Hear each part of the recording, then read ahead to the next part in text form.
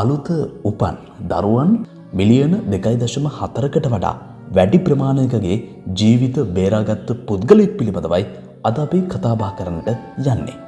නිවනට දුර නැති මිනිස්සු ගැන අපි අහලා තිබුණද කියන ප්‍රශ්නාර්ථේ අපේ හිතෙන්ම අහන්න හොඳ පුළුවන් කතාවක් කියලා අපිට මේ කතාව හඳුනලා දෙන්න පුළුවන්.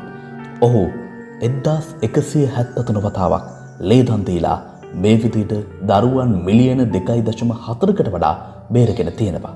විශේෂත්වය තමයි ඔහුගේ ලේවල තියෙන වැදගත්කම කියන්න බැරි තරම් සහ පුදුම හිතෙන දෙයක්. අපි අද කතා කරන්නේ ඕස්ට්‍රේලියානු ජාතික ජේම්ස් හැරිසන් පිළිබඳවයි.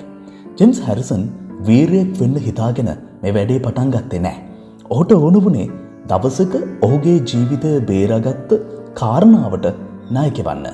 එහෙත් ඔහු ඒකෙන් මිලියන ගණනකගේ ජීවිත බේරා ගත්තා. 14 හැවිරිවියේදී ජේම්ස්ට ඕන වෙනවා කාගෙන් හරි ලේ ගන්න.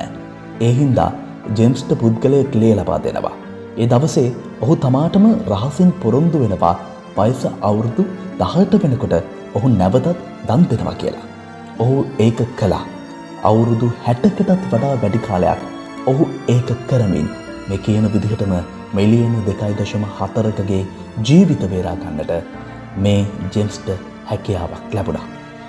ඔහු හැම සතියකම වගේම ඔහුගේ අතේ අත්ආවරණය ඉහළට කරලා මේ විදිහට ලේ දුන්නා. ඔහු මුලින්ම නොදැන සිටි දෙයක් තමයි ඔහුගේ ලේබල ඇදහිය නොහැකි තරම් දුර්ලභ දෙයක් තිබුණා කියන එක. ඒ ඇතුළේ තිබුණා අලුත උපන් දරුවන්ගේ හිමෝලයිටික් රෝගය වළක්වන්න ප්‍රතිකාරයක් වන ඇන්ටිඩි එන්නතේ පදනම බවට පත් වූ ප්‍රතිදේහයක්.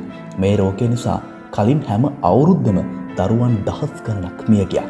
ඔහුගේ ලේ නිසා කලින් දරුවෙක් නැතිවේ කියලා දැනුම් දීපු මව්වරුන්ට ඒ වෙනුවට ඔවුන්ගේ දරුවන්ව බේරෙනවා කියලා දැනුම් දුන්නා. වෛද්‍යවරුන් ගණන් බලන විදිහට ජේම් හැරිසන් අලුත උපන් දරුවන් මිලියන 2.4කට වඩා වැඩි ප්‍රමාණයකගේ ජීවිත බේරගෙන තිබුණා. ඔහුට කවදාවත් මොන නොගැසුණු පවුල්වල ඔහු නිසා අනාගතයක් ලැබුණා.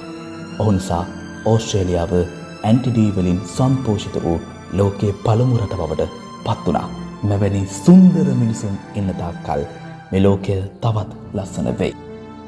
මනුෂ්‍ය ආත්මයට ගෞරව කරන තවත් මේ වගේ කතා බොහොමයක් අපි ඔබට කියන්න සූදානම්. ෆලෝ කරලා තියාගන්න අපේ Facebook පිටුව.